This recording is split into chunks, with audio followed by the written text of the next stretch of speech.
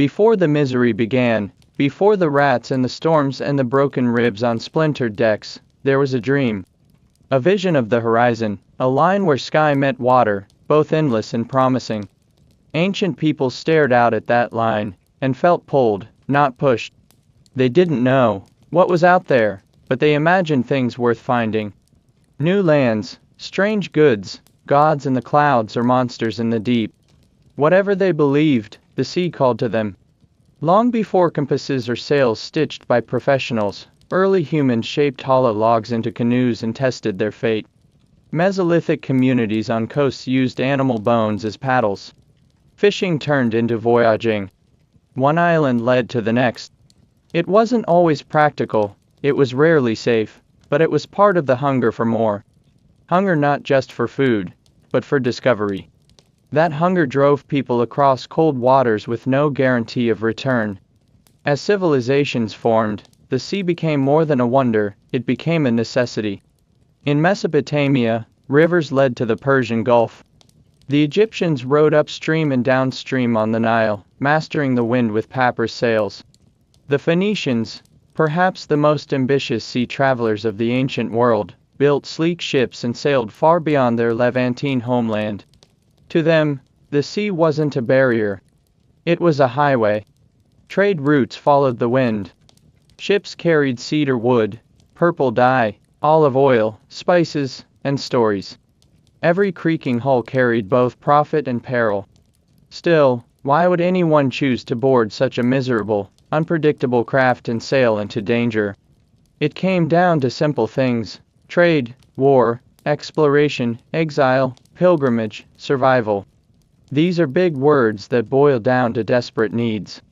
A Greek merchant needed to sell his amphorae of olive oil to feed his family. A Roman soldier was ordered to board a warship and invade somewhere cold and wet.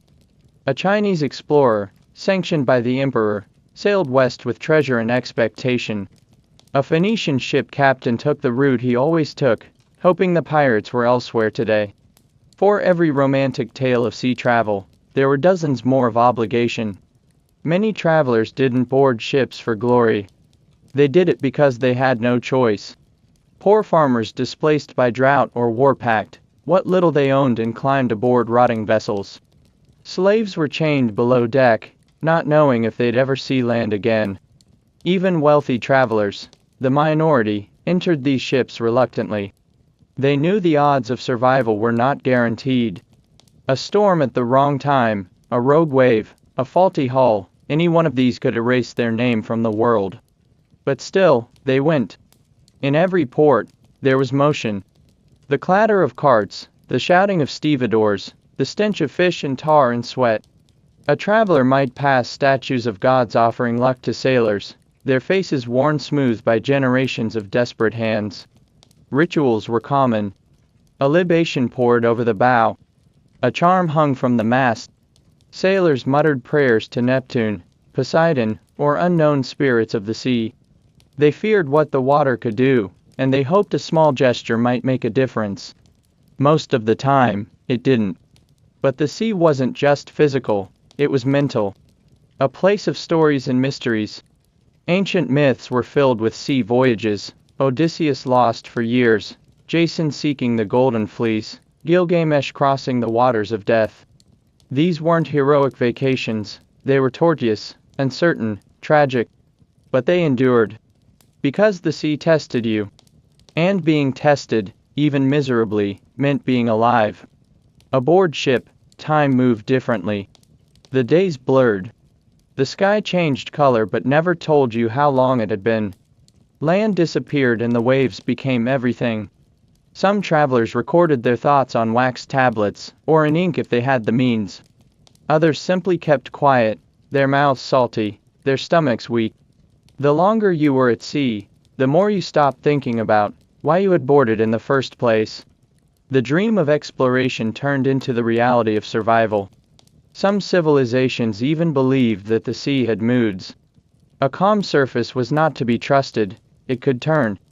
A windless day was as dangerous as a hurricane. Floating under a burning sun with no land in sight was its own kind of slow death. Ships would stop moving, Food would run out, and thirst would creep in. There were no shortcuts. There were no ports in the middle of the sea. You were alone. And all you could do was wait. Even with all this, people kept going. A merchant in Carthage loaded up amphorae with wine and olives, hoping to reach Rome before mold set in. A Roman soldier stationed in Britannia nervously awaited his ship home, dreading the return as much as he had the posting. A Mycenaean trader packed his wooden ship with copper and wool, knowing full well the Aegean could devour him. There was no romance in it, only routine. The sea wasn't a poetic metaphor. It was a job. And it was miserable. So why did they keep going? Because the world demanded it. Because the sea, for all its cruelty, connected people. Goods moved. Cultures collided. Ideas traveled. The misery was the price paid for that movement. Every sailor knew it. Every traveler feared it. But still, they boarded. And in doing so, they set the stage for all the miserable sea travel to come. This wasn't the beginning of luxury cruises. This was the beginning of seasick, sunburned, sleep-deprived suffering on a rotting wooden platform. And the worst part. This was just the start. So you've decided, against your better judgment, to travel by sea in ancient times. Maybe you're a trader. Maybe you're a soldier. Maybe you were simply told to go, and now you're standing on the dock, looking at the thing that will carry you across the water. It's a ship, at least, that's what they're calling it. To modern eyes, it looks more like a long, floating coffin. These ancient ships were not marvels of comfort. They were hastily nailed or roped together wooden structures with just enough shape to stay afloat.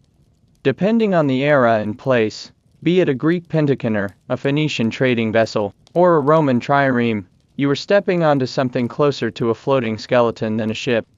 The planks creaked even before the first wave. The nails, if there were any, were already rusting. The rope bindings frayed with age and salt. And the hull had just enough pitch smeared over it to keep the water from rushing in too fast. There was no such thing as a cabin.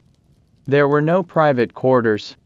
There were no hammocks unless you brought one and knew how to tie it without being tossed overboard by a crewman who thought you were showing off. The deck was your floor. Your ceiling was the sky. And the walls were wherever the water ended.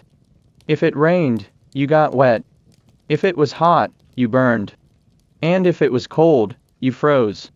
Even among these variations of misery, there were different kinds of terrible. A merchant ship was slow, heavily loaded, and forever listing slightly to one side because of poor balance. The deck would be scattered with jars of oil, amphorae of wine, animal hides, sacks of grain, and sometimes live chickens or goats tied to posts. They bleated. They pooped. They smelled. And you slept next to them. A warship, by contrast, was long and narrow, packed with rowers shoulder to shoulder, each gripping an oar. The benches were hard and wet. There was no room to lie down, and barely enough to sit. The rowing never stopped for long. Muscle cramping and blisters were constant companions. The overseer's whip ensured the rhythm stayed perfect. And the deck above you might be leaking through onto your head while you tried to rest. Rest, of course, being a generous word for what was really a few moments of numbed unconsciousness. Navigation systems were laughable by modern standards. There were no compasses. There were no charts with accurate coastlines. Sailors used stars, wind direction, gut instinct, and whatever their grandfather taught them. The helmsman had no fancy wheel, just a wooden tiller or steering oar, fighting against the pressure of the current and the bulk of the ship. Most ships hugged the coast, not because they were cautious, but because they knew if they went too far into open sea, they'd probably never be seen again. Then there was the problem of space, or the complete lack of it. Space on an ancient ship was a joke, and you were the punchline. The average sailor shared less than a couple of feet of width with his neighbor. You had to sleep curled up like a shrimp, usually directly on the wood, often while the boat rocked just enough to knock your elbow into someone's face every few minutes. There were no mattresses, no personal storage, no real separation between cargo and crew. Your pillow might be a coiled rope, a sack of fish, or your own arm, assuming it wasn't already being used to hold on to something. The smell of the ship was a layered misery all its own. The wood had absorbed years of fish, tar, sweat, and vomit. Every new crewman added his scent to the stew. When the sun baked the deck, it didn't smell like warmth, it smelled like decay. Mold grew in the cracks between planks. Salt crusted over everything, including your skin, your clothes, and the food you ate. Rats ran freely. Flies buzzed. Even the sea breeze couldn't save you. If you were lucky, you were merely a passenger. That meant you weren't expected to row. But passenger was just a polite term for person who gets in the way. Crew members saw you as dead weight. You had no duties, no respect, and usually no say in anything that happened on the ship. If food ran low, you were the last to be fed. If water ran out, you were the first to be ignored. And if you died, well, one less burden. The ship groaned constantly. Every wave made the wood flex and strain. The mast creaked under the weight of the sail. Ropes snapped back and forth with every gust of wind. The hull leaked. It always leaked. Men bailed water every day with buckets made of wood and hope. You were never dry, never clean, and never really sure the thing holding you up wasn't about to split in half. And yet, when you asked anyone who had done this before what to expect, they always said the same thing. You get used to it. That was the ancient sea traveler's mantra. You get used to it. Used to the smell. Used to the rats. Used to the fear. Used to the constant cold. Used to the wet socks, the bruises from rolling into barrels at night, and the endless gnawing hunger. What they meant, of course, is that your body didn't stop suffering, it just stopped complaining out loud. It suffered in silence. There was no such thing as a good, ancient ship. There were only ships that hadn't broken yet. Sailors often made superstitious gestures before boarding, not because they were hopeful, but because they were afraid. They didn't trust the ship. They didn't trust the sea. And they certainly didn't trust the captain. But they boarded anyway. Because the ship, as miserable as it was all they had. A fragile box of wood and rope floating over miles of water that wanted nothing more than to swallow it whole. The ship was the beginning of the misery. And every moment aboard it was a step deeper into discomfort, danger, and the unknown. The ship is barely out of port. The city skyline, such as it is, has begun to shrink on the horizon. The sailors are yelling commands. The sails flap like monstrous wings above your head. And somewhere between the groan of the timbers and the slap of waves against the hull, it hits you. A deep, slow queasiness. Rising. Spreading. A churning storm inside your gut. Seasickness has arrived. It begins subtly. Maybe you think you're just tired. Maybe you think it's hunger. But your body knows. It always knows. Your legs sway under you, confused by the rocking floor. Your head throbs with each rise and fall. Your inner ear, that tiny, betraying organ, can no longer make sense of what's level and what's not. The nausea builds. Ancient sailors didn't have ginger chews. They didn't have motion sickness tablets. They didn't have soothing apps, or aromatherapy or pressure point wristbands. What they had was a rail to lean over in the company of others doing the same. You vomited into the sea, or into your lap, or into a bucket that someone forgot to empty. And then you just kept going. The crew didn't stop for you. Nobody stopped rowing because you were green in the face. The captain didn't offer a kind word, or a cold towel. There were no sympathetic pats on the back. Everyone on board had either already suffered seasickness, or were actively enduring it. You were just one more miserable person among many. And on a ship with few comforts, there was no mercy for weakness. It was especially bad in rough seas. When the ship pitched violently up and down, your stomach did the same. Every wave was a threat. A challenge. A cruel punch to your middle. You could try lying down, but that only made you feel like the ship was tilting sideways through the universe. Sitting up made your head spin. Standing up was unthinkable. In these moments, there was no dignity. You could be a wealthy merchant, a seasoned soldier, a philosopher, or a thief, it didn't matter. Seasickness leveled everyone. It made you sweat, shake, cry, and retch until there was nothing left.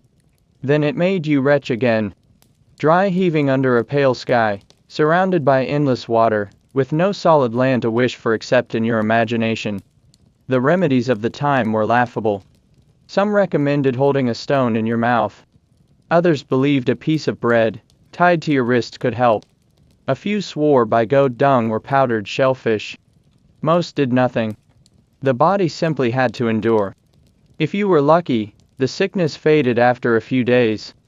If you were unlucky, it never left. Some people vomited every single day of the voyage. Day after day. Hour after hour. Food, of course, made it worse. What little food you could stomach often didn't stay down. Salted fish, dry bread, and briny olives aren't the gentlest companions for a delicate stomach. And yet, not eating made you weak. Drinking water sometimes helped, but only if the water was clean, which was rarely the case. And drinking seawater, which a few poor souls attempted in desperation, only made things infinitely worse. The psychological toll was almost as bad. You began to dread waking up. You dreaded opening your eyes and feeling the sway. You dreaded the taste in your mouth, the tightness in your throat, the next inevitable gag. Some people muttered prayers between retches. Others cursed the sea, cursed the ship, cursed themselves for ever stepping aboard. And still the voyage continued. Your fellow travelers avoided eye contact. They had their own misery to tend to. Seasickness didn't inspire camaraderie, it inspired distance. No one wanted to sit next to the person who might vomit at any moment. You became a pariah, an unpleasant reminder of the sea's cruelty. And if you had to do your business over the rail while vomiting as well, that was just another layer of shame. What's remarkable is that ancient records rarely mention this suffering. Scrolls and tablets recorded the names of ships and battles and cargo, but not the daily misery of vomiting passengers. But you know it happened. It had to. The human body hasn't changed that much. The sea has always moved. And people have always been terrible at handling it. In fact, seasickness became a kind of initiation. A rite of passage. If you wanted to travel, you had to earn it, with bile, and shivering and sleepless nights. There was no escape. No shortcut. The only cure was time, or land. But land was days or weeks away. And so you suffered. And suffered. And suffered. Eventually, if your body adjusted, you might feel steady again. You might walk across the deck without swaying. You might even eat a little, hold it down, and feel a glimmer of hope. But just as you begin to think you've beaten the sickness, just as you start to feel like a real sailor, a sudden shift in wind, a tilt of the ship, and the cycle begins again. Seasickness didn't care about your progress. It came when it pleased. It left when it wanted. It was the silent passenger on every ancient ship, cruel, invisible, and relentless. And in the end, it was one of the many reasons why traveling by sea in ancient times wasn't just unpleasant, it was utterly miserable. If you thought ancient sea voyages would include feasts of roasted fish, fresh fruits, and honey-glazed flatbread, then I'm afraid you'll be sorely disappointed. The reality of eating on a ship in ancient times was grim. And that's putting it generously. You didn't dine. You survived. And the things you had to consume in the name of survival could test the limits of your stomach even when you weren't seasick. Start with the water. Ships couldn't just turn on a tap or desalinate ocean water. All fresh water had to be carried on board in large amphorae, animal skin bladders, or wooden barrels. These containers were not always clean. The water inside them rarely stayed fresh for long. Exposed to heat and humidity, it quickly grew cloudy, developed a strange taste, and occasionally hosted things that squirmed. Sailors learned not to look too closely at what floated in their cups. Sometimes, they added wine or vinegar to the water, not to improve the flavor, but to kill off bacteria, or at least to trick themselves into thinking it had.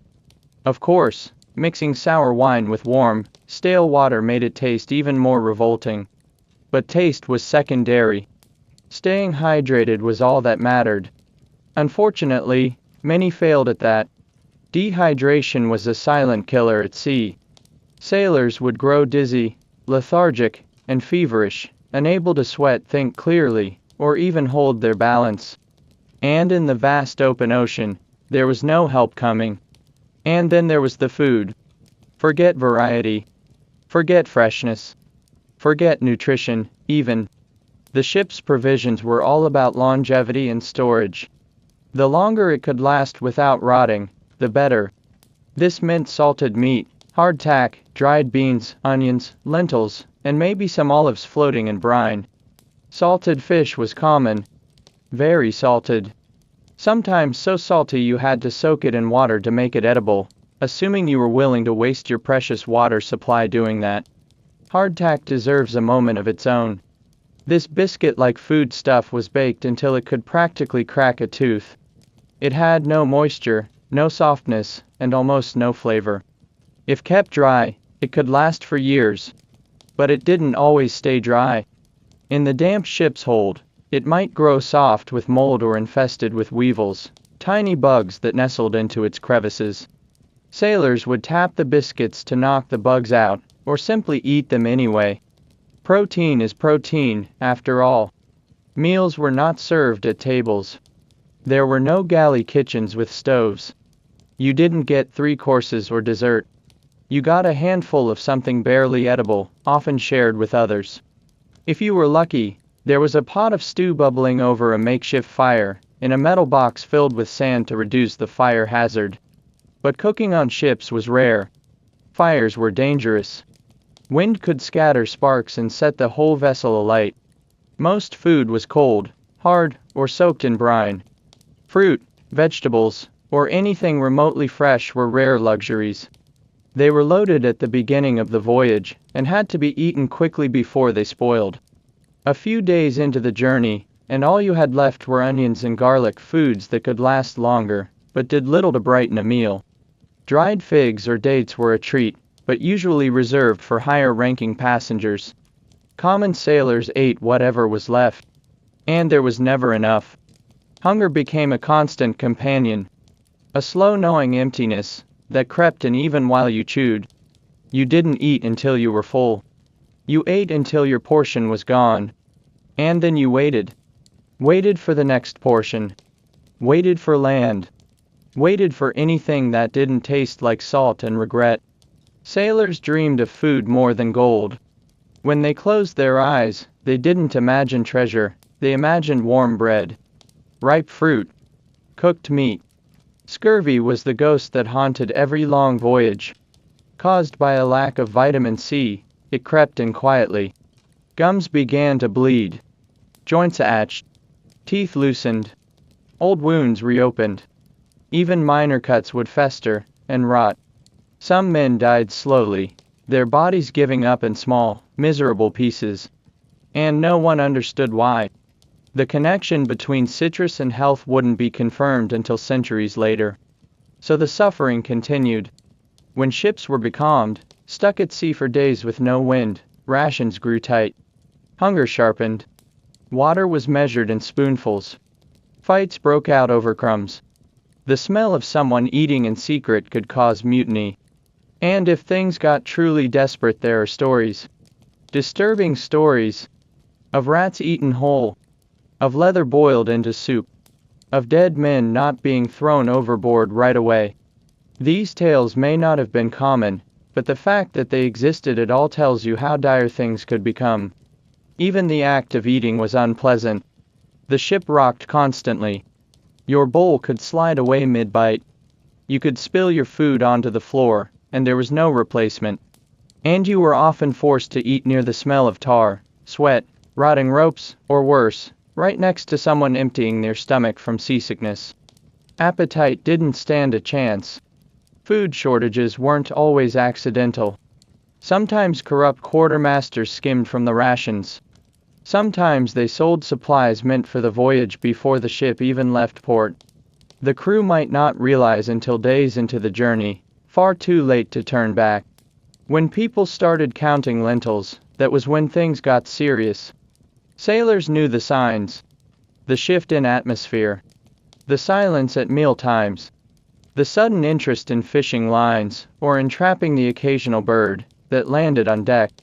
When land was finally sighted, after weeks or even months, the thought of fresh food could bring tears to a sailor's eyes. Green things. Fruit with juice. Meat that didn't taste like salt and despair. They would stumble off the ship like ghosts, sunburned and starved, and make their way to the nearest tavern, market, or tree. And they would eat. Eat until they hurt. Eat like it was the last meal of their lives. Because in a way, every sea voyage taught them just how fragile survival was.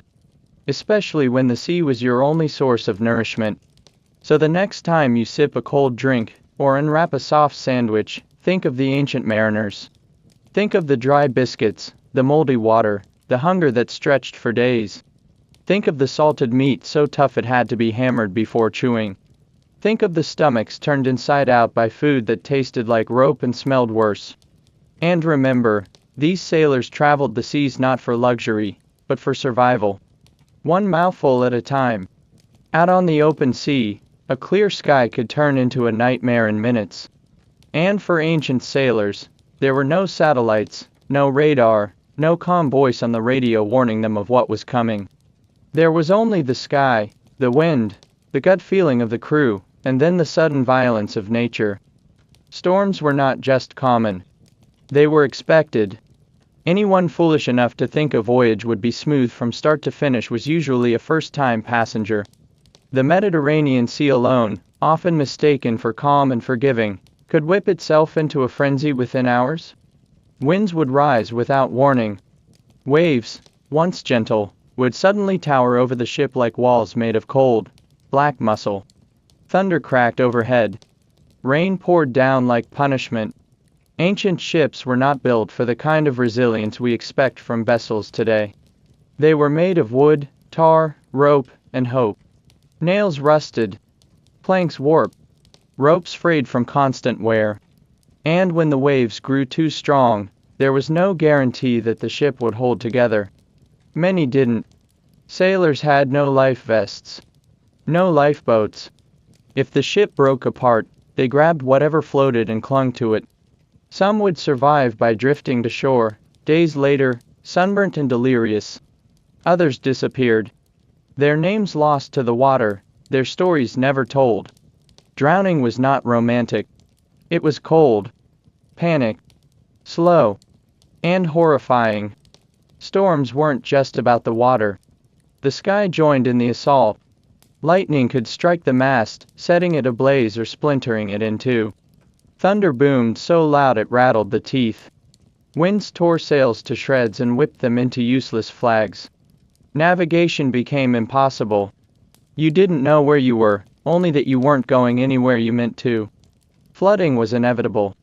Water poured over the sides, leaked through the seams, soaked every board. Men bailed with buckets, their arms aching, their hands blistered. The floor of the ship sloshed with seawater and fear. Supplies were ruined.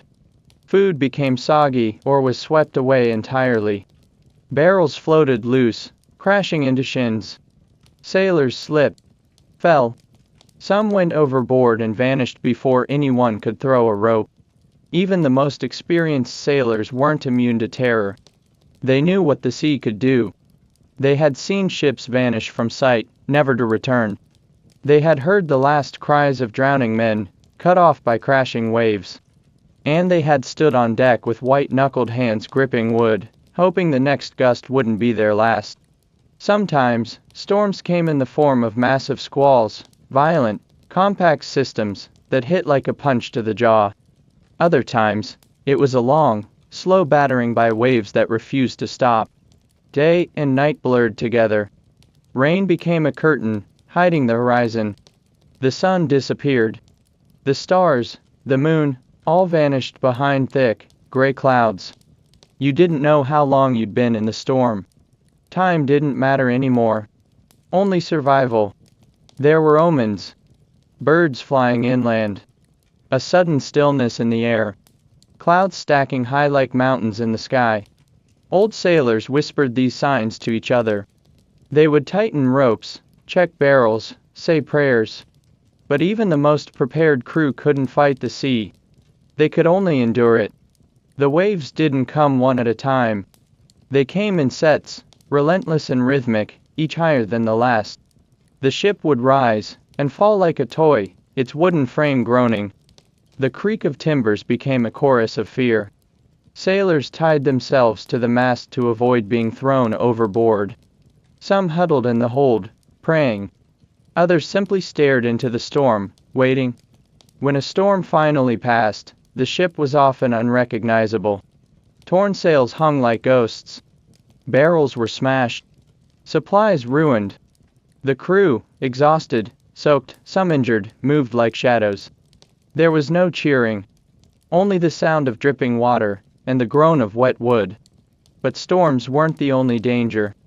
Earthquakes, though rare, could cause tsunamis that raced across the sea with terrifying speed. Unlike today, there was no warning system. One moment the sea was calm. The next, it receded eerily, drawing back like a giant breath. And then it came. A towering wave that swallowed everything in its path. Volcanoes, too, added to the nightmare. Especially in the Mediterranean, where islands like Thera, modern Santorini, exploded with such violence that their effects were felt across the region. Ships caught nearby didn't stand a chance. Hot ash rained from the sky. Poisonous gases choked the air. The sea itself boiled. Sailors roasted alive before they ever reached land. And let's not forget the reefs.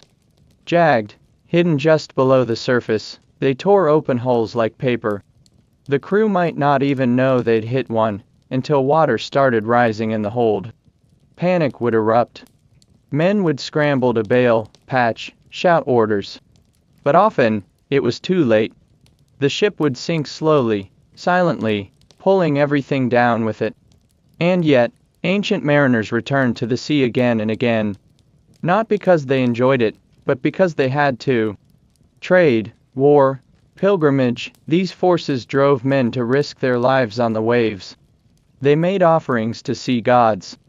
They painted eyes on their ships to ward off evil.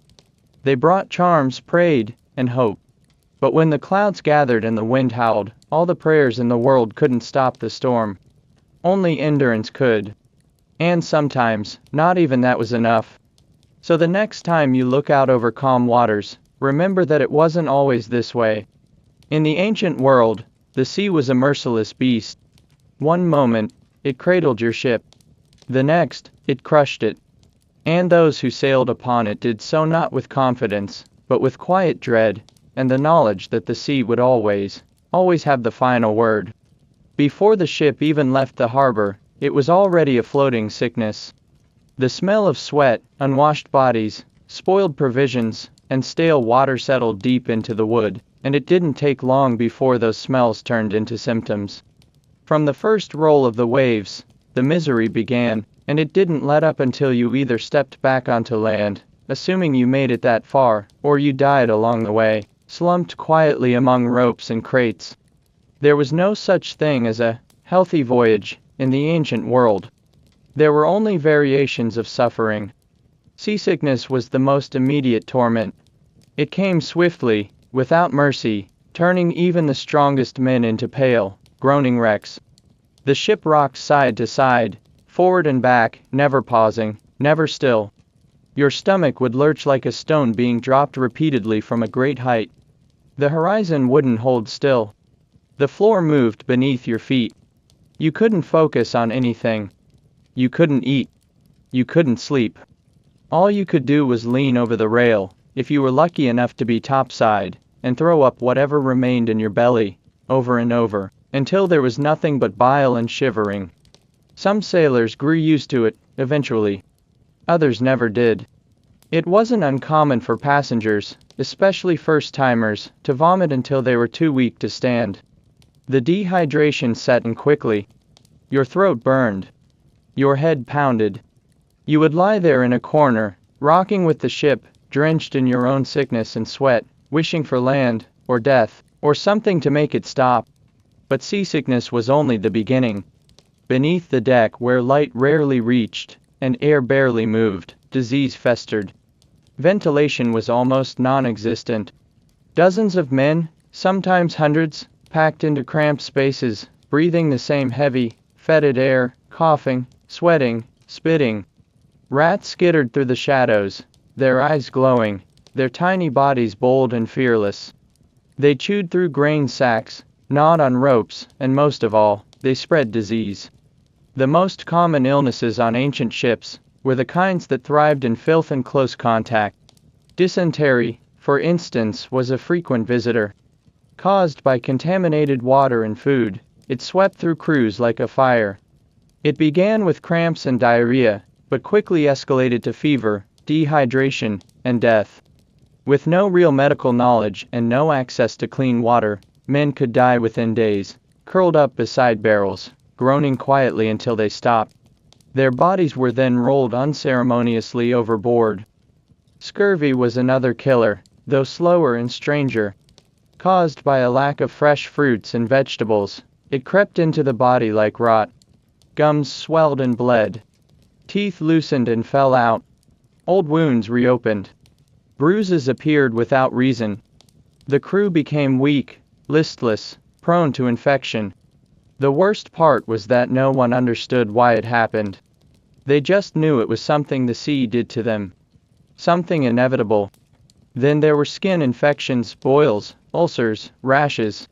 Prolonged dampness and exposure to salt made skin raw and broken.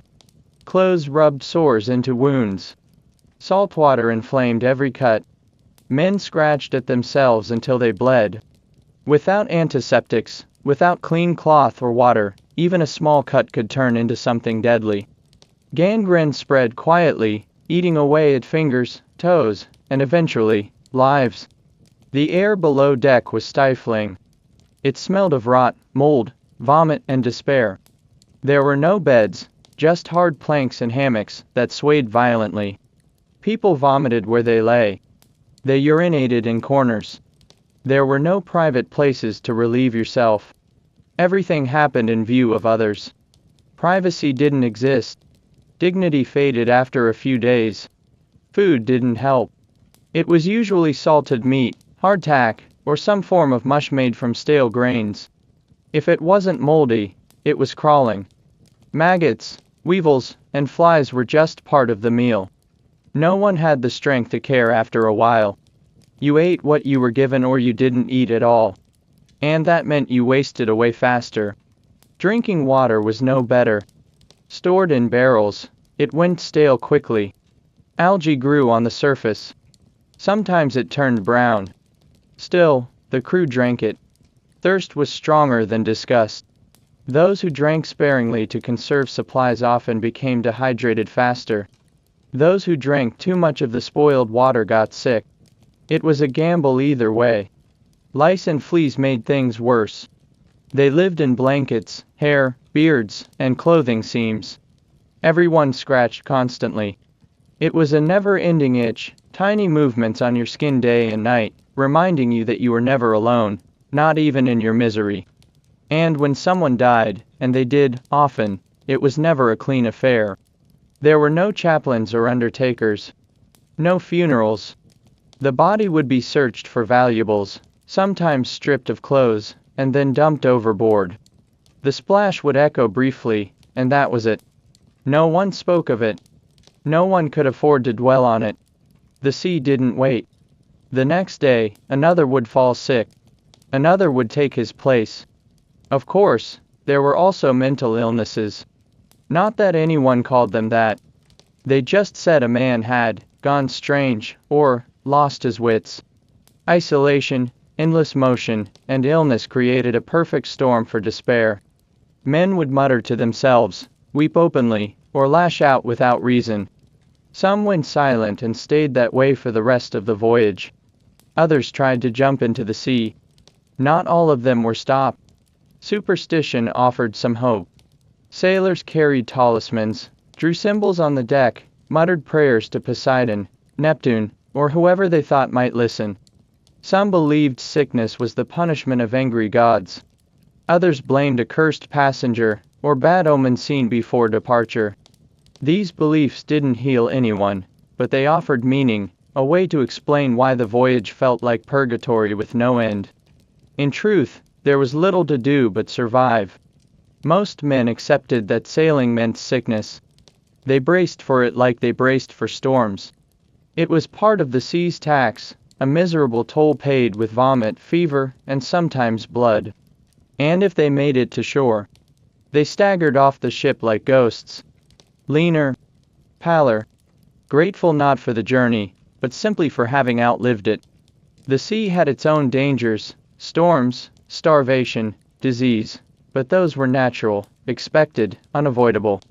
What made sea travel truly terrifying, though, was what happened when another ship appeared on the horizon, small at first, just a dot, maybe a triangle of sail. And then it grew. Closer. Too close. And in that moment, the fear on board would curdle into something sharp and panicked, because if that ship was a pirate vessel, the misery of your voyage was about to take a violent turn.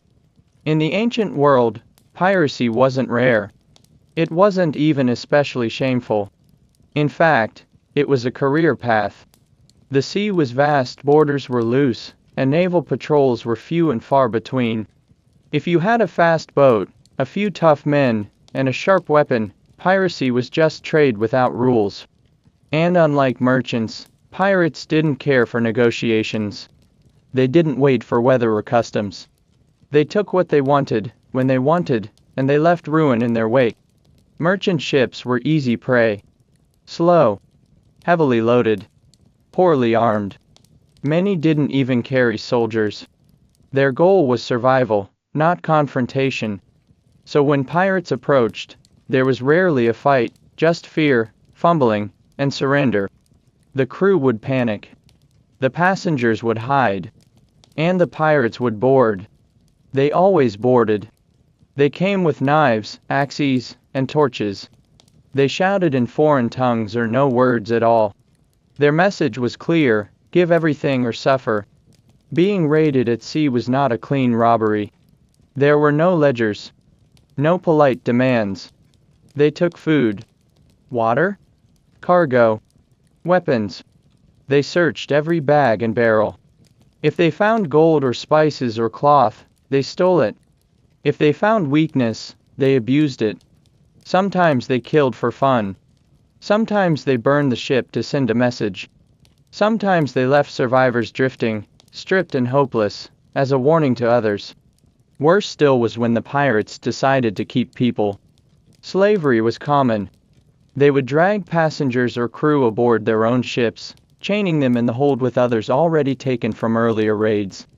These captives could be sold at markets in distant cities. They were beaten, starved, and humiliated.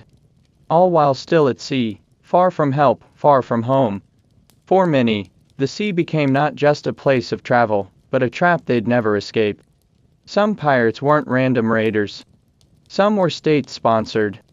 Known as privateers or coursers, these men worked for kings and emperors.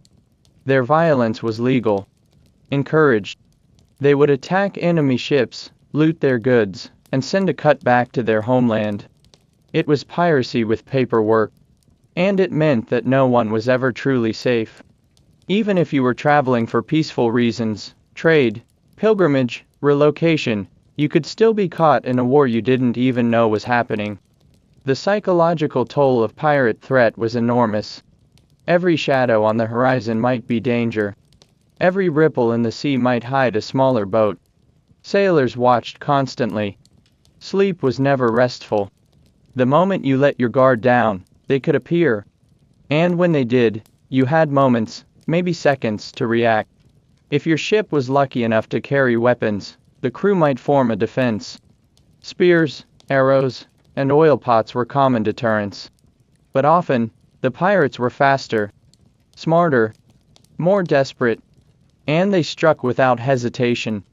Ancient naval combat wasn't like in the movies. There were no cannons or clean duels. It was up close, brutal, Screaming men leapt from one ship to another, swinging crude swords and clubs. Blood slicked the decks. Bodies fell into the sea. If you were lucky, you were stabbed cleanly. If you weren't, you were beaten until you couldn't move. And then they took what they wanted.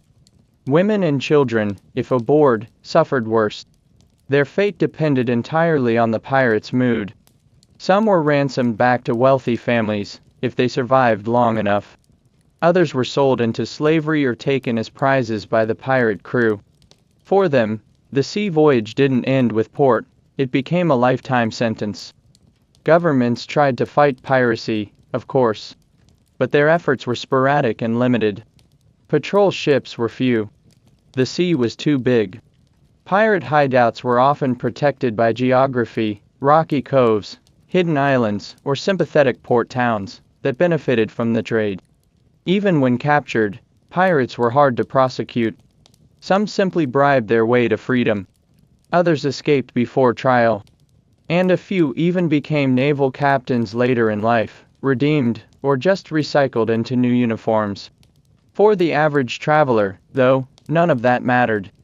What mattered was that every voyage carried this invisible threat. Even if the skies were calm and the crew strong, the pirates might come. You might hear the cry of alarm late at night. You might see torches on the water. You might hear shouting and screaming, and know that, this time, you would not get away. And in that moment, the misery of travel became something else entirely. Something worse. Some travelers paid bribes to pirates in advance. A sort of informal protection money. Other ships flew false flags, pretending to belong to feared or neutral powers. But these tactics didn't always work. Pirates were greedy. They didn't care for treaties. And once they caught you, they had no reason to keep their promises. A ship in the middle of the sea was easy prey. The pirates had the power. You had only hope. So even before the diseases came, even before the food spoiled, even before the storms howled, there was always this lurking dread. That any moment, any day, any hour, you might see sails on the horizon. And that those sails didn't mean help, or trade or passage. They meant fire, knives, and silence. The sea wasn't just miserable. It was violent, and that violence was personal. Chosen. Inflicted. And all you could do was wait. For centuries, the story of ancient seafaring has been dressed up in heroic language. We imagine bronze sailors steering proud ships into the unknown, faces lit with divine purpose, every journey a bold expedition into myth and discovery. But like most romantic visions of the past, this idea falls apart the moment you peel back the poetry and look at what really happened. Most ancient sea voyages were not epic. They were not glorious. They were slow, dangerous, dull, cramped, and deeply unpleasant. Let's begin with the image of the noble voyager, the kind scribes love to describe. The Athenian merchant, the Roman commander, the Phoenician trader, they are often presented as brilliant navigators, commanding sleek vessels, consulting the stars, and daring the waves like heroes in a painted mural. But the reality was closer to fear, superstition, and relentless bodily discomfort. The stars. Most sailors didn't know how to use them. In fact, outside a narrow class of well-trained navigators, most crews relied on landmarks, and sticking close to shore, terrified of open water. The so-called heroes of sea travel often didn't row their own ships. They stood above the labor. The actual work, row after row of blistered hands pulling oars hour after hour, was done by slaves, indentured sailors, or poor men trying to feed their families. The ship might be glorified in legend, but inside, it smelled like unwashed bodies, spoiled food, dried sweat, and the pungent tang of seasickness.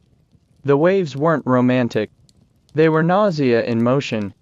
And the call of the sea was usually someone vomiting over the side. Epic tales like Homer's Odyssey, or accounts of Phoenician exploration helped feed this grand image of heroic travel, but they were just that, tales. The Odyssey itself is a fantastical story, filled with sea monsters, enchanted islands, and divine intervention. It says far more about the ancient imagination than actual maritime experience. No real sailor had time for sirens. They were too busy, bailing water or tying down cargo before a sudden gust flipped the boat. Even when voyages succeeded, they weren't swift or elegant. Travel times were grueling. Sailing from Athens to Egypt could take weeks, or even months depending on the winds. Ships sat idle for days waiting for favorable conditions. The crew rationed dry bread and spoiled lentils while praying that the gods, or just the weather, would allow them to move. There was no map to reassure you. No lifeboats. No safety net.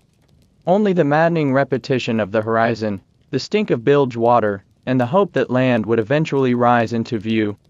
And when land did appear, it wasn't always friendly. Ancient ports weren't smooth operations with harbor masters and clean docks. Many were chaotic, lawless, or downright hostile to foreign ships.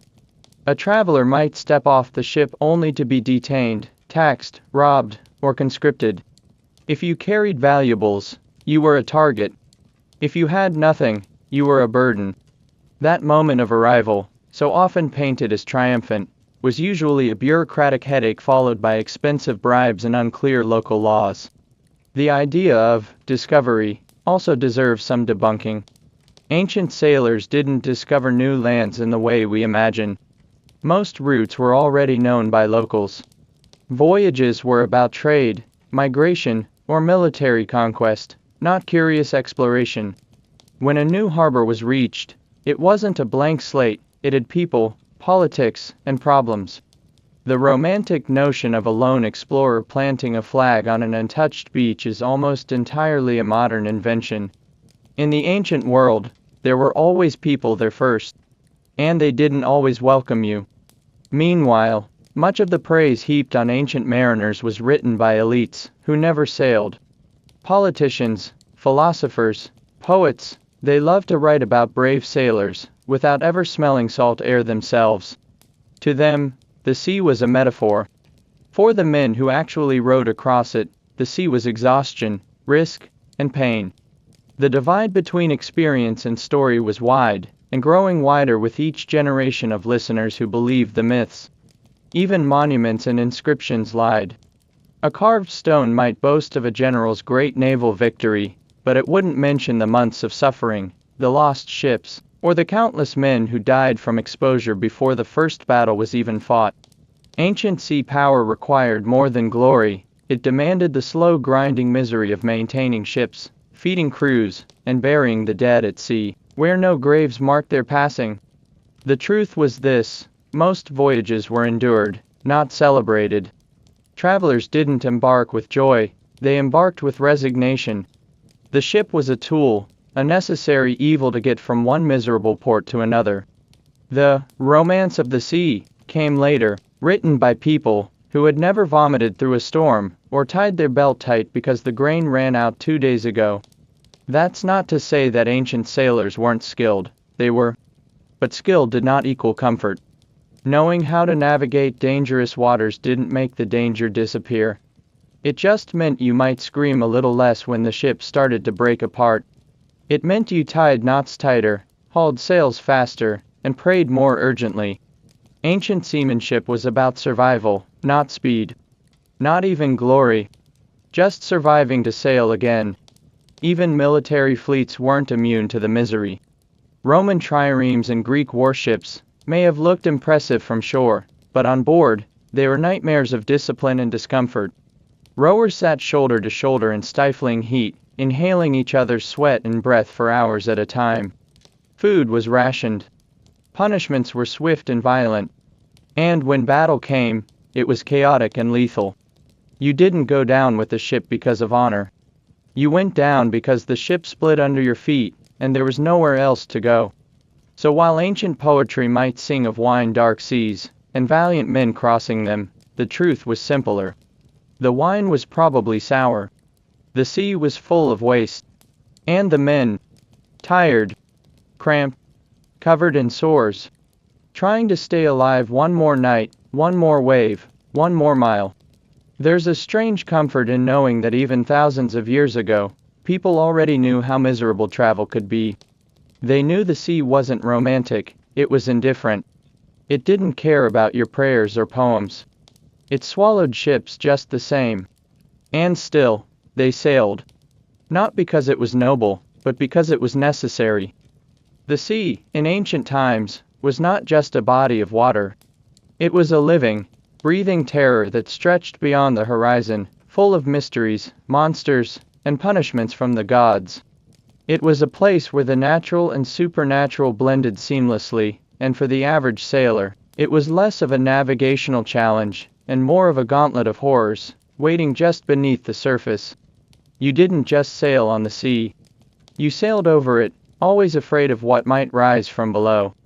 Long before scientific understanding, the sea was considered an unknowable abyss, a vast and dark space, where the dead went, where the gods stirred, and where monsters waited with patient hunger. Ancient sailors knew little about depth or marine biology. What they had instead were stories passed down from trembling old men, with missing fingers and cloudy eyes. Stories that filled the gaps in knowledge with myth, fear, and caution. One common fear was the wrath of angry sea gods. The Greeks feared Poseidon. The Romans feared Neptune.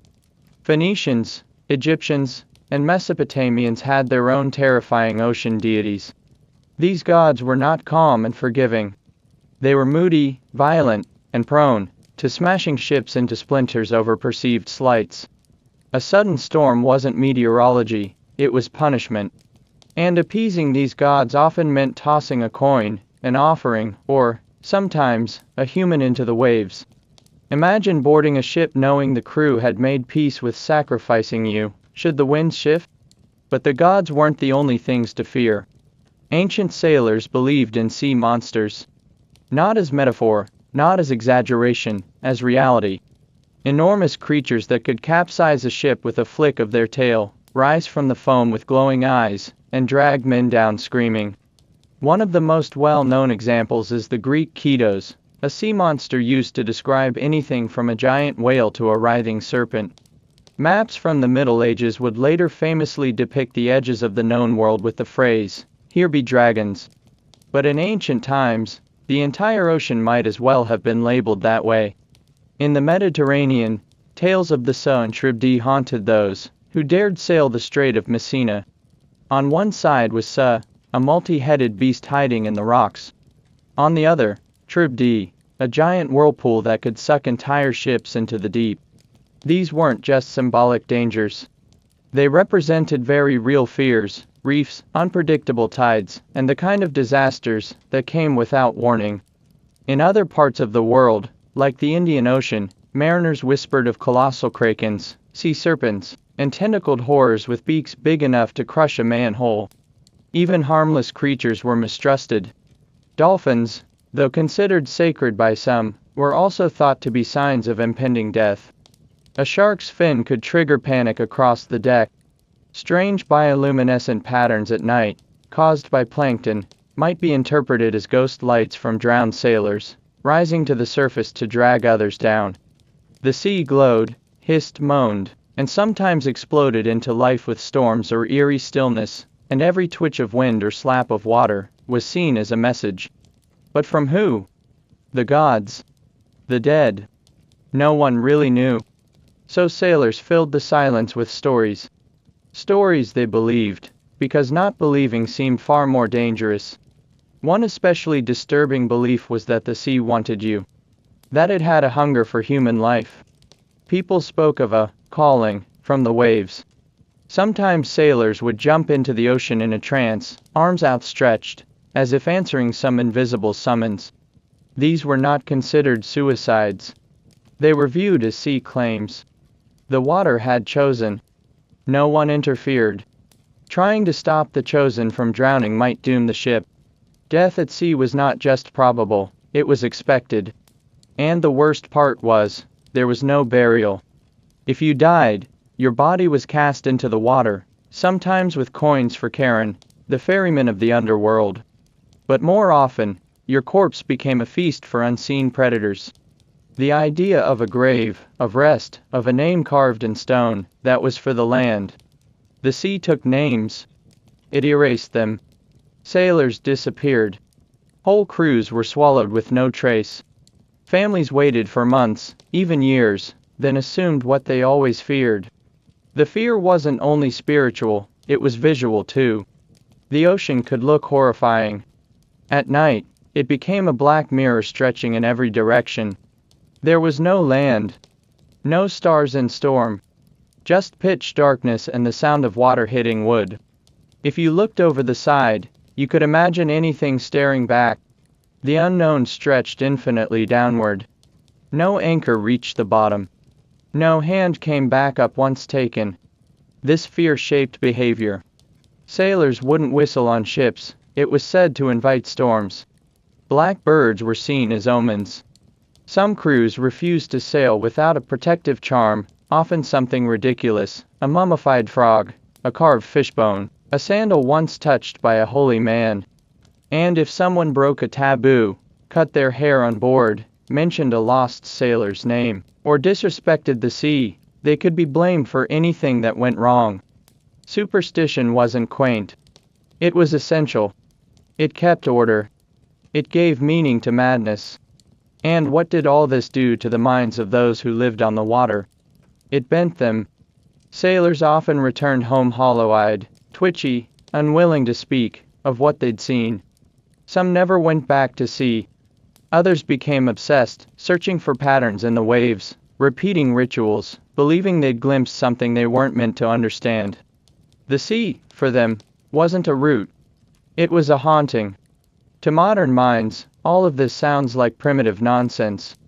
But for the ancient sailor, every ripple, every gust of wind, every silence was proof. They didn't have sonar or life jackets. They had myth. And that myth was soaked in terror. So next time you imagine an ancient voyage, don't picture calm waters and proud heroes. Picture a shaky hand lighting a sacred oil lamp before casting off. Picture a ship creaking under the weight of fear and salt. Picture men sleeping with knives under their tunics, not for enemies, but for mercy if something unnatural rose from the depths. The sea was not a journey. It was a confrontation with everything you feared. And below the surface, no one knew. That was the worst part. You were always floating above the unknown. In ancient times, even if you survived the middle of the sea, the storms, the monsters, the bottomless unknown, there was still one final gauntlet waiting for you. The coast. That fragile line where land met water should have been a comfort. It should have meant safety. But for sailors of the ancient world, it often meant the opposite. The coast was where the worst kinds of human danger lingered. Ambushes. Hidden rocks. Pirate coves. Shorelines were not places of rest. They were the teeth at the edge of the ocean's hungry mouth. Let's begin with pirates, those eternal predators of maritime travel. Piracy wasn't a rare encounter in the ancient world. It was common. Entire regions, especially in the Aegean and Mediterranean seas, were infested with pirates, who were more organized than some navies. These weren't men with eye patches and parrots. These were rugged, sea-hardened raiders with swift ships, local knowledge, and nothing to lose. Many were former fishermen or sailors who knew the currents and hidden inlets better than any merchant. They didn't just appear from nowhere. They stalked ships from the shadows, waiting for them to approach rocky shores or narrow straits. That's where they struck. Where escape was impossible. A merchant vessel laden with amphorae or grain wasn't just a target of opportunity, it was a slow, juicy victim. Ancient pirates didn't need cannons. They'd ram, board, and overwhelm with sheer brutality. Sails slashed. Decks drenched in blood. The crew either killed outright, held for ransom, or sold as slaves. Some ships weren't even looted. They were set on fire just to send a message. A smoldering corpse of a vessel would drift into sight of other merchants, a floating warning not to sail that route again. Some coastal regions were notorious. Cilicia, for instance, on the southern coast of what is now Turkey, was a hotbed of piracy. So much so that Rome eventually had to launch entire naval campaigns to clear them out. Even then, piracy never really died. It just moved. Some towns welcomed pirates, shared in their profits, and gave them refuge in hidden coves and caves. Others turned blind eyes as long as a cut of the loot made it to the marketplace. And it wasn't just pirates. Coastal ambushes came in many forms. Local warlords might attack merchant ships that dared land without paying tribute.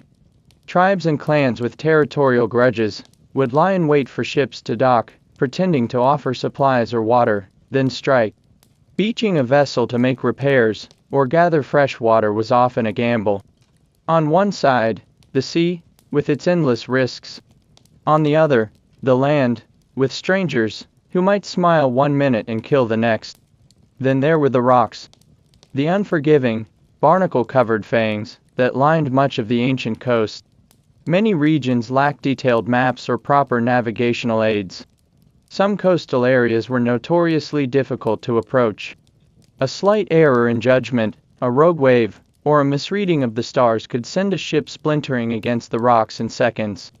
These wrecks weren't dramatic Hollywood disasters. They were quiet, grim drownings. Sailors thrown against jagged stone. Cargo scattered. Bodies lost. And no help coming. There was no coast guard. No distress signals. Just hope, and when that failed, silence. Even safe harbors weren't always safe. Port cities could be politically unstable. A port that welcomed you in the spring might have new rulers by autumn. Docking meant dealing with local customs, taxes, and officials, some fair, many corrupt. Bribes might be necessary just to unload your cargo, or get permission to trade. Soldiers might confiscate goods, accuse crews of smuggling, or detain them under suspicion. For foreign traders, every port was a gamble. They had to navigate not just the shoreline, but the unpredictable tides of local politics. And yet, for many ancient mariners, the shore still represented a kind of hope. A glimmer of solid ground after weeks of bobbing on an unforgiving sea. Sailors longed to see birds, smell pine trees, or hear the rustle of wind through leaves. But every approach to land came with tension. Would the anchor hold? Would the tide betray them? Would they be welcomed or slaughtered? There are records of entire fleets being lured into traps by false signals, torches or fires lit to resemble safe harbors. These would draw ships onto reefs or into ambushes. It's a level of deception that tells you everything about how little trust existed along ancient shores. Everyone was out for themselves. Every advantage was taken. And every sailor knew it. Shipwrecks, perhaps the most heartbreaking of coastal dangers, were frequent and devastating. Archaeological surveys of the Mediterranean and Red Seas have uncovered countless wrecks, each one a silent monument to a journey that didn't finish. These weren't just ships lost to time. They were entire livelihoods. Traders whose fortunes sank with their jars of olive oil. Sailors whose bones scattered along the seabed. Families left waiting at docks for ships that would never return. In many cases, nothing was ever found. A ship simply vanished, swallowed by the coast's cruel indifference. One must also consider the psychological toll this constant danger placed on the men who made their living at sea. To know that at any moment, at the end of a voyage, you could be ambushed, arrested, killed, or destroyed by a single miscalculation on approach, created a constant hum of anxiety. Men slept with knives under their tunics not only for pirates, but for betrayal by locals they'd never met. They learned to trust no one and nothing. Eyes always scanning the horizon. Fingers always ready to cut the sail, abandon ship, or leap into the sea. The coast was never truly solid ground. It shifted. It lied. And it took just as much as the ocean ever did. So the next time you picture an ancient ship nearing a coastline, don't imagine triumphant music or a joyful homecoming. Picture tense hands gripping the tiller. Watchful eyes squinting against the setting sun. Crewmen praying under their breath. The sea behind them, dangerous as ever. And the coast ahead, quiet, mysterious, and perhaps worse. There is a particular kind of dread that comes not from storms or pirates, but from a slow, creeping weakness that spreads through a ship. It begins as a cough, a fever, Someone doesn't rise from their mat one morning. Their skin is pale, their lips cracked, and soon, another follows. Then another. Illness at sea in ancient times was not just inconvenient, it was a death sentence carried on the wind and waves. On ancient vessels, even the mildest disease could spiral into catastrophe. There were no doctors, no medicine, no clean water, and nowhere to go. A sick ship was a floating tomb. The most common cause of illness wasn't a mystery plague or exotic disease, it was filth. Every ship was a cramped, confined space with limited provisions and nowhere to dispose of waste properly. The hold, where cargo and men were stuffed together, was often dark, wet, and thick with the stench of human bodies, spoiled food, and mold. The longer the voyage, the worse it became. Clothes were rarely washed. Fresh water was rationed for drinking, not cleaning. Cuts and blisters festered. Parasites thrived.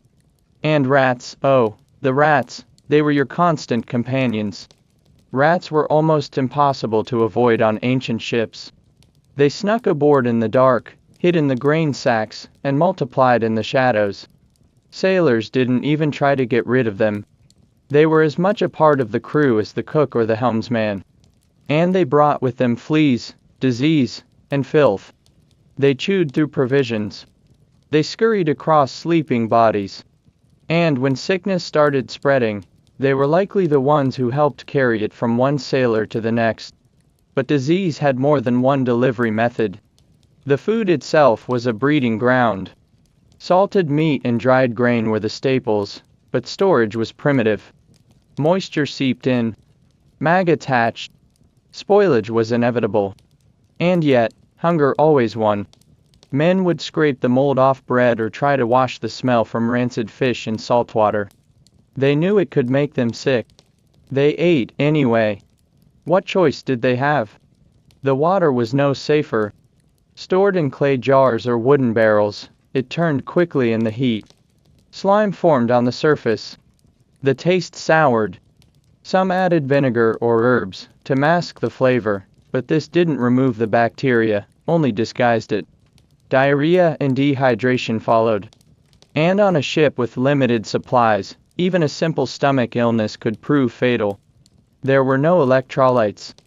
No way to rehydrate a man whose body had turned against him. He would lie in the hold, groaning, shrinking into himself, and then vanish into silence.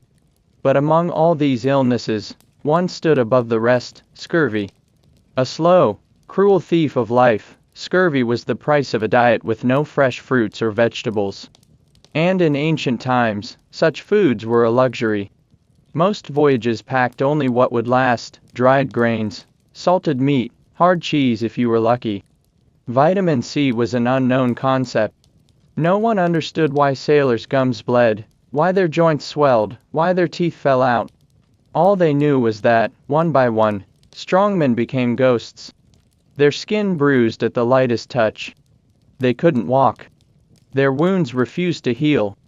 Some were tossed overboard while still alive, considered cursed or contagious.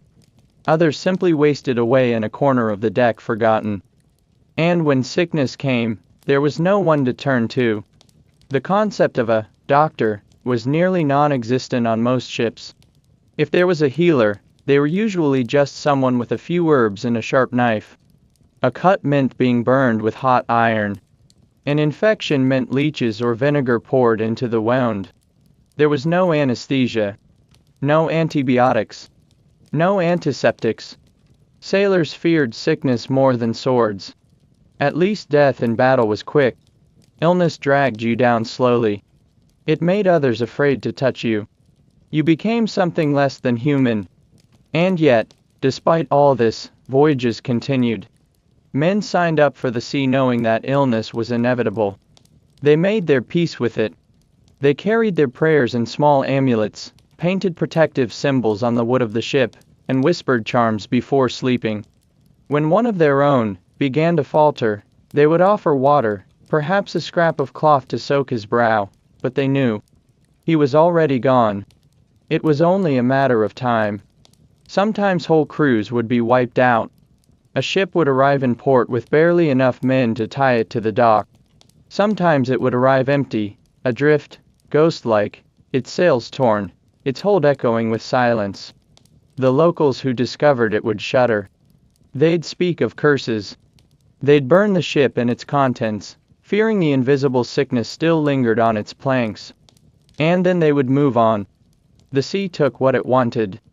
And this fear of illness didn't just affect the sailors, it affected trade, politics, and port policies. Some cities refused entry to ships whose crews looked sick. Entire vessels were quarantined offshore, forced to wait days or weeks without supplies, starving and helpless. And if a single crew member was visibly ill, the entire cargo could be impounded or destroyed. One sick man could doom a merchant's entire fortune. One sneeze could bring ruin.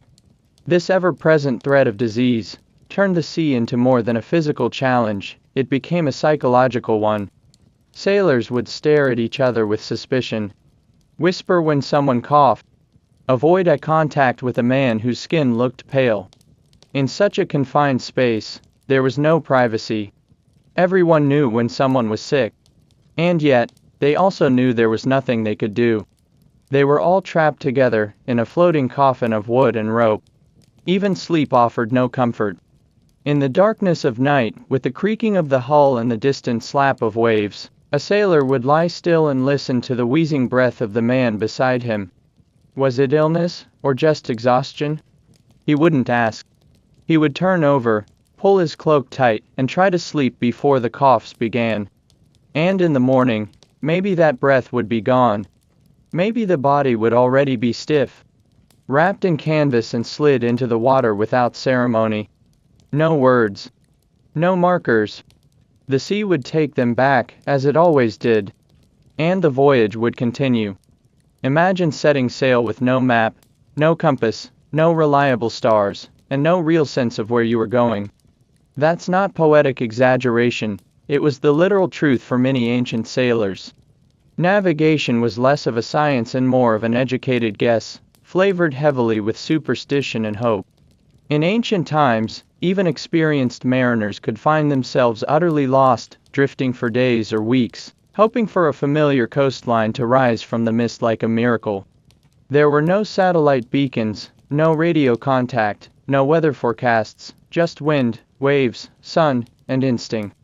To understand why navigation was so terrifyingly unreliable, you need to forget everything modern. There were no paper maps in the early days, only oral traditions passed from one sailor to another. Knowledge of coastlines, currents, and seasonal winds was memorized, not written. And even when rudimentary charts began to emerge, they were often wildly inaccurate. Islands were drawn far from where they actually sat. Whole coastlines curved the wrong way.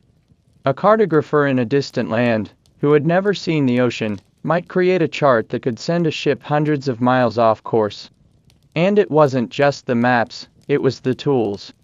Or rather, the lack of them. The magnetic compass, as we know it, didn't reach Europe until centuries into the medieval period.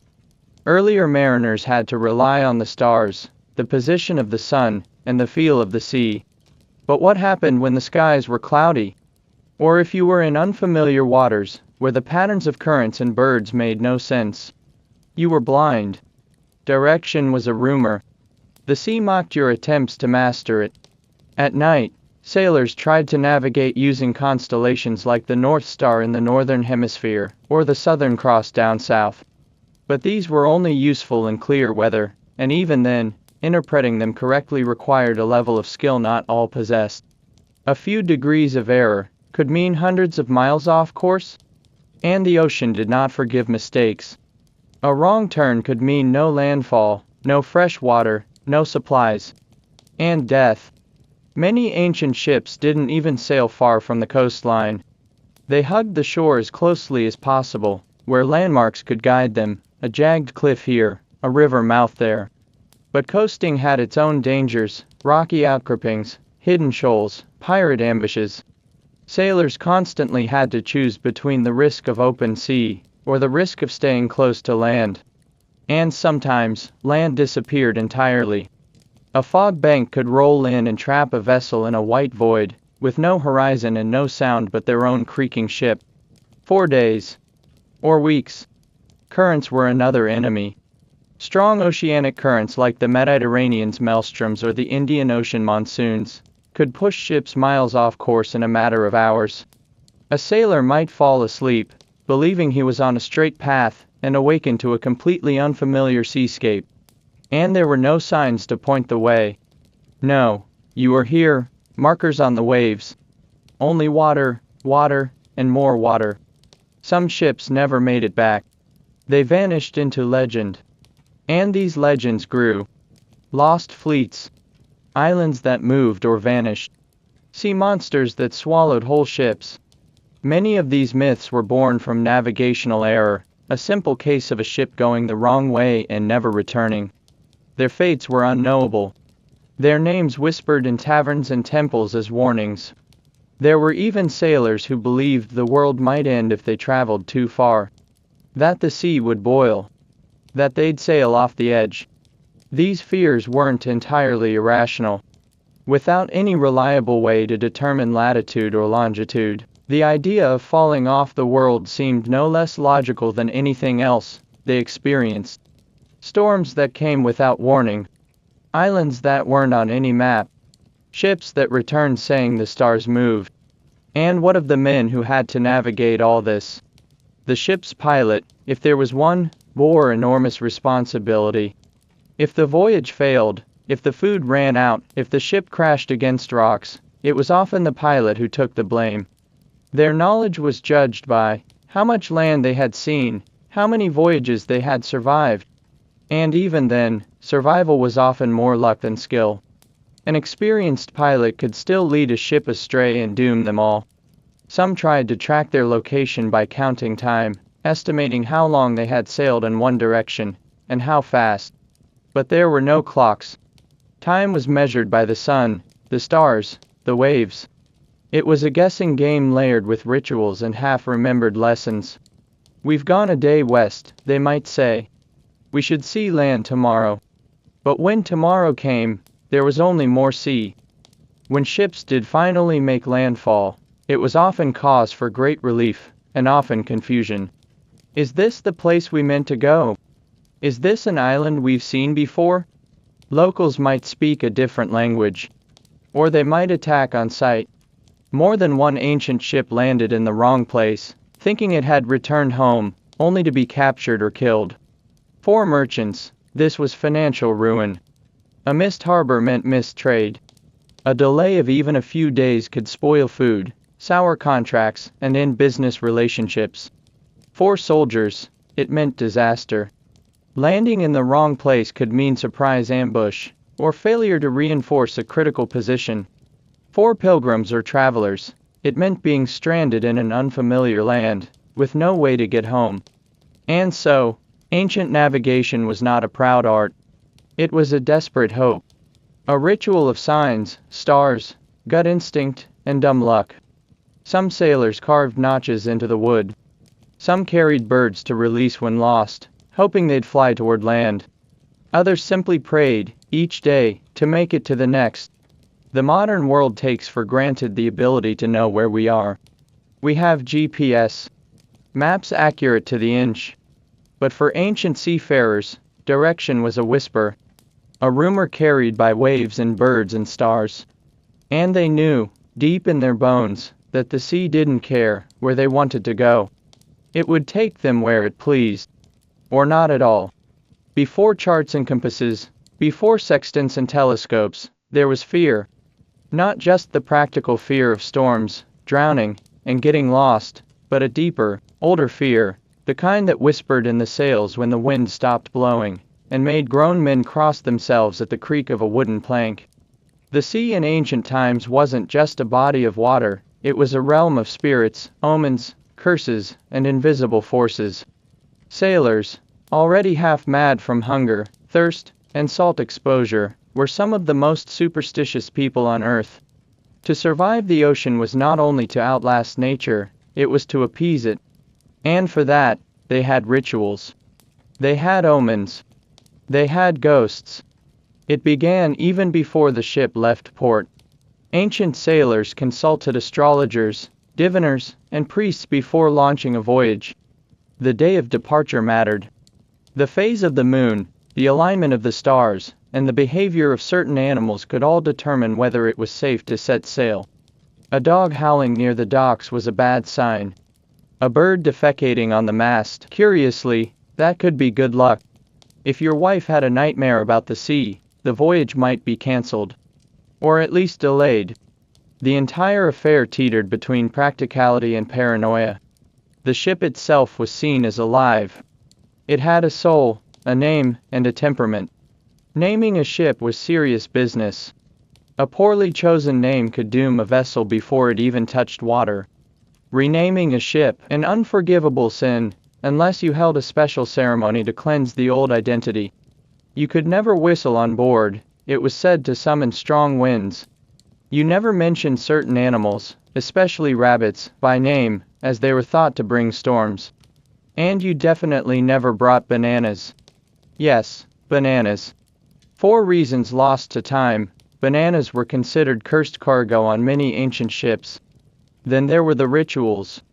Before setting out, libations might be poured over the bow to honor the gods of the sea. Offerings, sometimes of animals, sometimes of wine, occasionally of blood, were made to Neptune, Poseidon, or other maritime deities. In the Mediterranean, sailors might carry amulets bearing the evil eye, to ward off curses from jealous enemies back home. Others hung carved wooden idols in the hold, or hid small charms in the folds of the sailcloth. These weren't mere trinkets.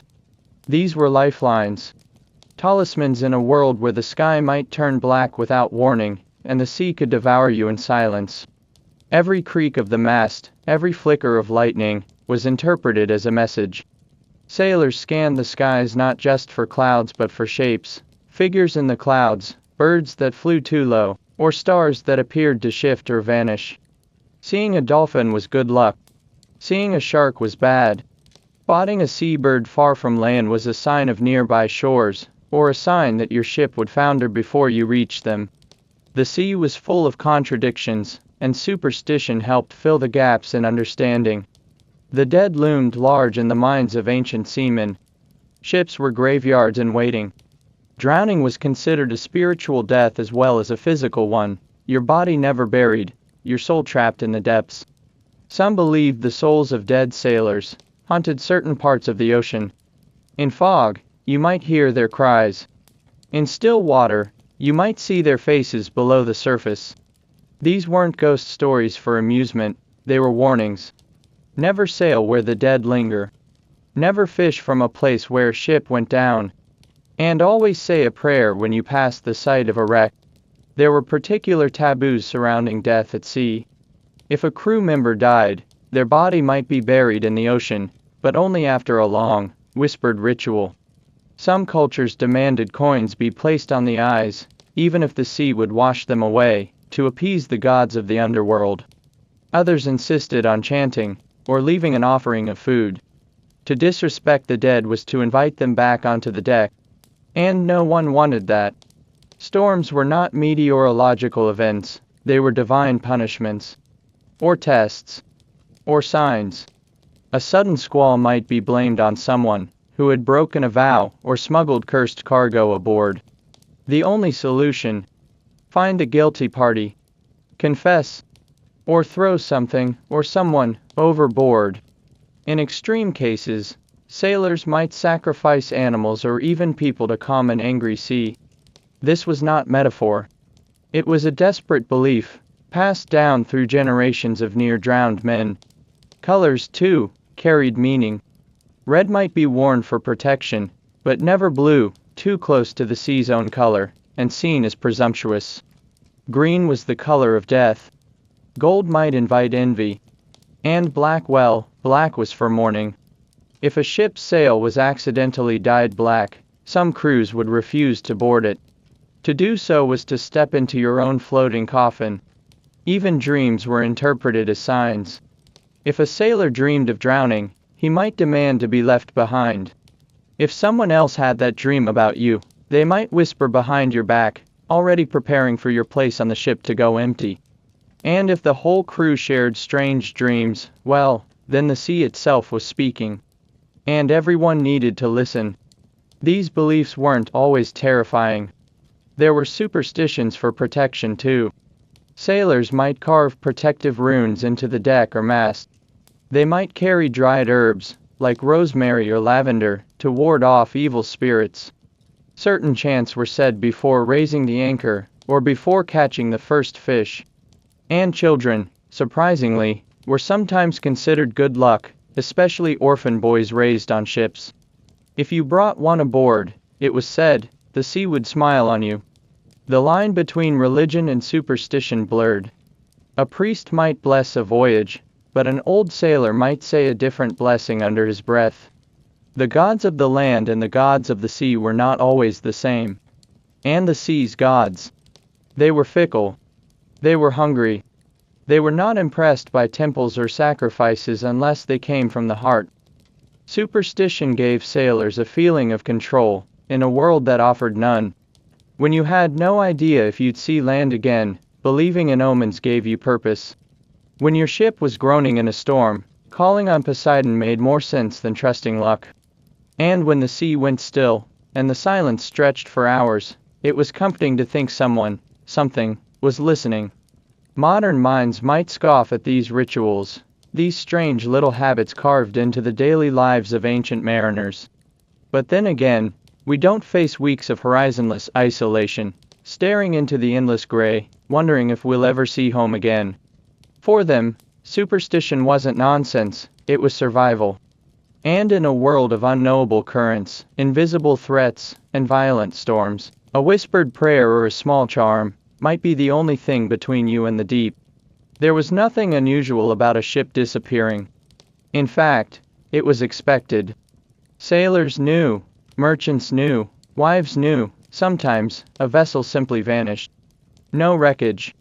No messages in bottles. No final words. Just a name scrawled into the ship log, and then silence. A departure marked by hopeful ceremony, an absence marked by grief without closure. In ancient times, when someone went to sea, they entered a second world, and it did not always give them back. When a ship failed to return, the waiting began. Days stretched into weeks. Weeks into months. In bustling port cities, a missing vessel became a murmured prayer or a hushed rumor. Perhaps the winds had turned. Perhaps pirates had struck. Perhaps the ship had found better fortunes, and simply decided not to return.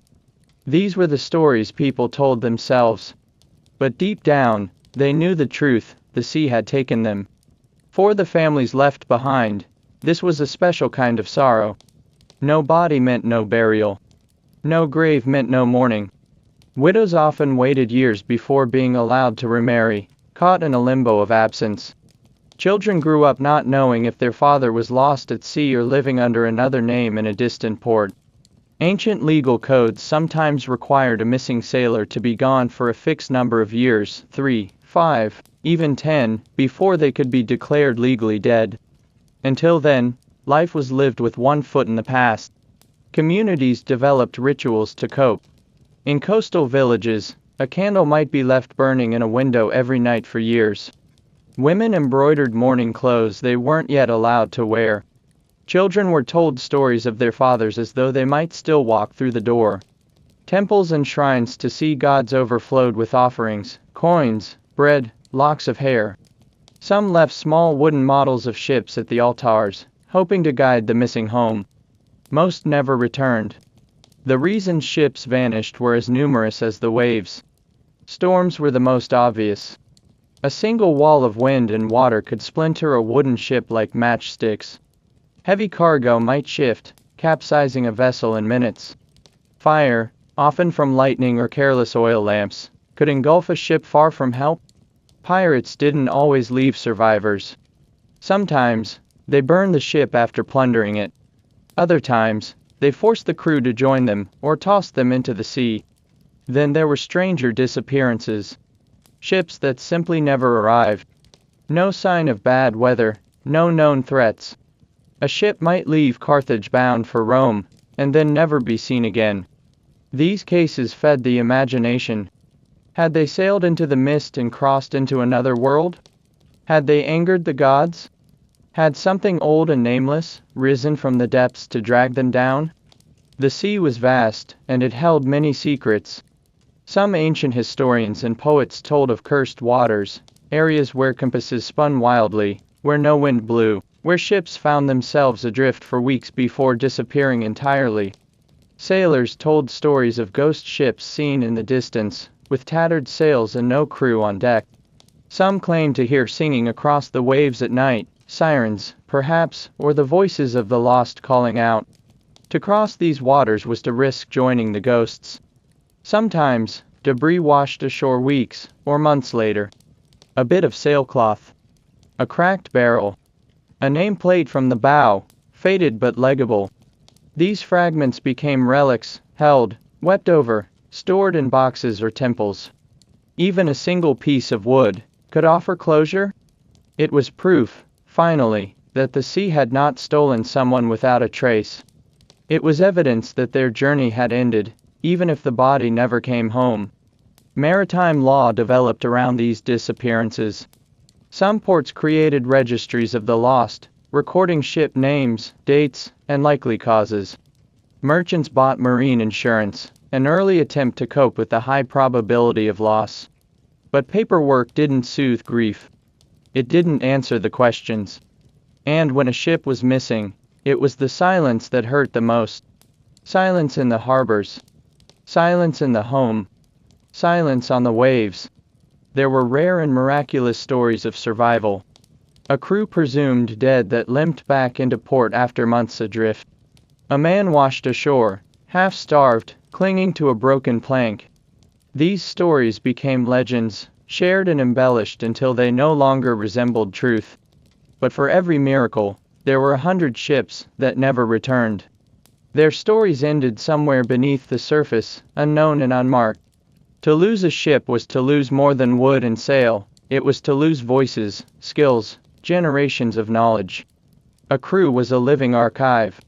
Their songs, their stories, their navigation tricks, and their maps drawn from memory, all gone. Entire trading routes vanished when a key ship didn't return.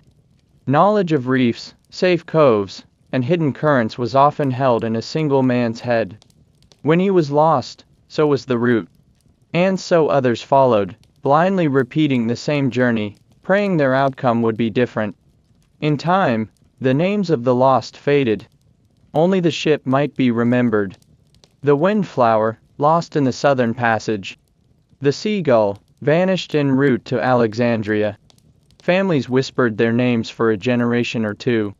Eventually, even the whispers stopped. The sea kept its secrets. But the fear never went away. For each new voyage, there was always the unspoken question, would this be the one that didn't return? Every sailor who stepped aboard a ship knew it might be his last step on land. Every goodbye was shaped by that knowledge. Some left letters behind, never to be opened unless they failed to return. Others left tokens or instructions, quiet admissions of dread. Even today, when ships are tracked by satellites and surrounded by modern tools, the ocean still claims lives. But in ancient times, it claimed them silently, endlessly, and often without warning. When a ship failed to return, it didn't just break a trade route or a contract. It broke hearts. It shattered families. And it reminded everyone watching the horizon that the sea, for all its beauty, was never meant to be trusted. It wasn't just the sea's physical dangers that tormented ancient sailors. It was what happened inside their minds, slowly, quietly, and relentlessly, as the days stretched on. When a man went to sea, he left more than solid ground behind. He left behind certainty, structure, and even pieces of himself. The open water was vast, indifferent, and mercilessly empty. And for those trapped on creaking wooden vessels, with nowhere to go and no one to hear their cries, the mental weight could become unbearable. Fear, loneliness, and madness weren't just possibilities, they were companions. Silent shipmates. Always present. Imagine the stillness between storms. The ocean sometimes went quiet, not peaceful, but unsettlingly silent. No waves. No wind. Just the bobbing of the ship and the endless, featureless horizon. A sailor would stare into it, hour after hour, day after day, wondering if the world had simply ended beyond the reach of the eye. Isolation crept in like mist. It filled their lungs. It hovered over every word unspoken. Time stretched into a blur. Was it Thursday? Was it still the same month? Did it even matter anymore? The brain, desperate for stimuli, began to feed on itself. There were no distractions. No books, no games, no songs beyond those the crew knew by heart and repeated until they became nonsense. A man might sit on the deck for hours, watching the same bird follow the ship, convinced it was some omen or ghost. Others turned to prayer, muttering the same chants under their breath until even the gods grew weary. Some laughed at nothing. Some talked to themselves. Some simply stopped speaking altogether. Fear was everywhere. Even on calm waters, it was always there, lingering like a shadow. Fear of storms. Fear of pirates. Fear of running out of water or food. Fear of being forgotten. Fear of being lost. But worst of all was the fear of one's own mind. Because madness wasn't dramatic, not at first. It was subtle. It began with small things, a forgotten word, a strange dream, a sudden panic that someone on the ship was watching you. Then came the whispers. Not from others, but from within. The mind, deprived of land and stimulation, turned inward. And what it found there wasn't always comforting. Loneliness was worse than the storms. Because you could survive a storm. You could patch the sails, bail the water, dry your clothes. But loneliness soaked into your bones. It didn't roar, it whispered. A quiet reminder that you were nothing, but a speck on a splinter of wood, floating through endless blue. Even surrounded by a crew, a sailor could feel utterly alone. Everyone kept to themselves. Everyone was thinking the same thing, but no one dared speak it. What if we don't make it? What if we never see land again? What if this ship becomes our tomb? Some ships kept journals, not by choice, but by duty. Captains required it. And sometimes, in those yellowed logs, you can see the unraveling. At first, neat writing, tidy reports of wind direction, sightings of birds. Then, days where nothing is written at all. Then pages filled with frantic handwriting, thoughts breaking into poetry or nonsense. One entry might say, "We are still at sea. I do not remember what land smells like." Another might say, cryptically, "The moon looked at me last night.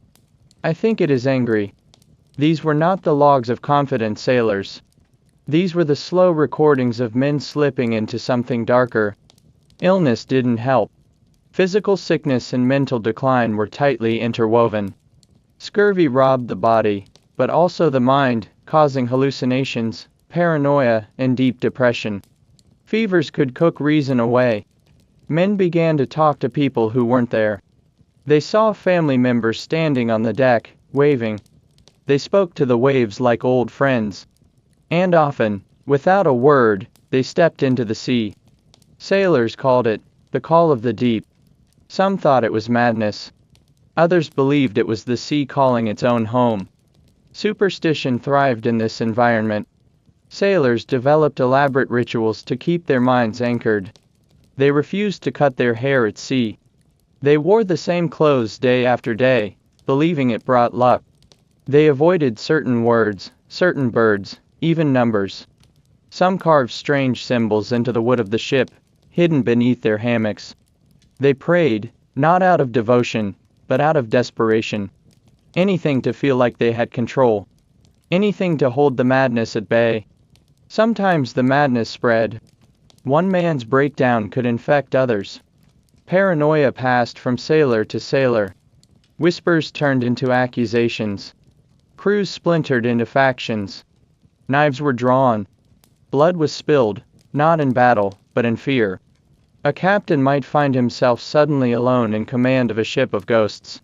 Silent men with hollow eyes, rocking gently with the waves, waiting for something they couldn't name. And when land finally appeared on the horizon, it didn't always bring relief.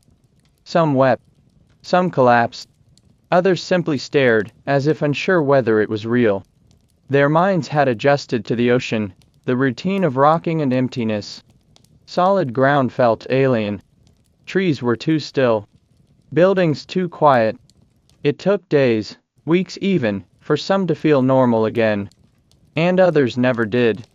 They went back to sea. Not because they wanted to, but because the ocean, for all its cruelty, had become the only place they knew how to be. These were not tales sung in heroic epics. These were not the glamorous adventures etched into marble or painted onto palace walls. These were the forgotten stories of ordinary men slowly undone by distance, silence, and time. Men who returned home broken. Or who didn't return at all, not because the sea claimed their bodies, but because it claimed their minds. They became someone else out there. Someone quieter. Someone sadder.